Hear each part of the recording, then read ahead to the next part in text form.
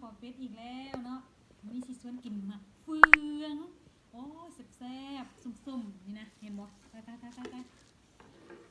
เจลนี่มันบ่พอดอกสำนี้บ่พอกินต้องเอาเพิ่มมันสิเฮ็ดมามันก็ได้หลายเรื่องเลยแบบนี้เลยมาเด้อกินน้ำกันเนาะคนนั้นเลยบอกใหญ่ๆคนน่ะแซ่บคือหยังนี่เบิ่งคักแล้วนี่เห็นบ่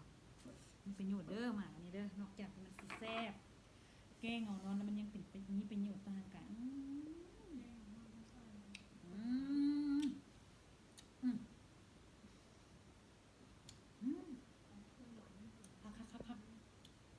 คักสมแทบเอาข่อยซวงเลยได้เพราะอยากนอนเป็นยาดีวิเศษอีดีนี่นะเอาแล้วจริงๆนี่นะกำลังพอดีเห็นบ่พอมีน้ำมันแซ่บมันอ๋อ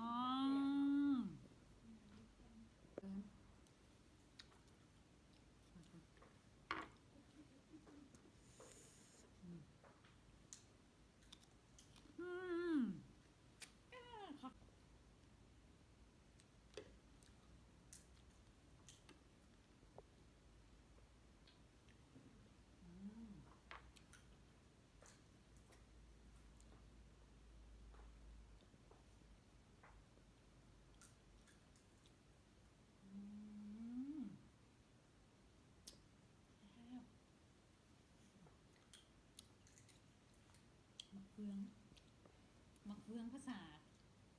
อังกฤษจังว่าจังได๋เนาะไปก็บ่ฮู้ชื่อนะว่าสิเว้าก็ได้ฮะซาวฟู้ดอ๋อเดี๋ยวนั่นแหละคนบ่ได้อังกฤษมันเป็นตัวเนอะโอ้ยไม่อยู่สวยกว่าเจ้าจงสวยกว่า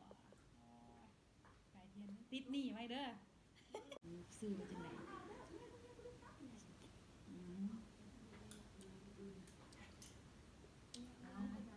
ก็บ่กินละคำน้อยๆนะมันบ่คักปานใดต้องเอารุ่นใหญ่เป็นเก่า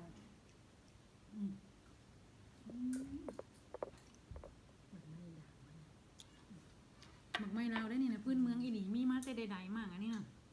ธรรมชาติสมัยตอนยังน้อยนะค่อยได้ยินนั่นผู้เฒ่าผู้แก่เพิ่นเล่ากันแหละเพิ่นว่าหมักเฟืองนี่นะคันผู้ใดกินแล้วตับนะบ่แม่นนะปอบนะบ่เห็นตับว่าซั่นจักแม่นบ่แม่นฟังเพิ่นมาว่าซั่นกินโลดหมักเฟืองนี่พี่ปอบบ่เห็นตับเฮาเป็นหยังเอ้า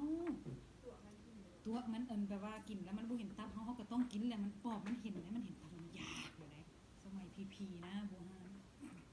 เราอย่าเชื่อค่อยหลายเด้อค่อยกันเราตามเรามาแหละเอาพอตัวนี้ก่อนเนาะพอของปากของคอเนาะเดี๋ยวเฮามาพบกันใหม่เนาะในคลิปต่อไปเมนูส้ม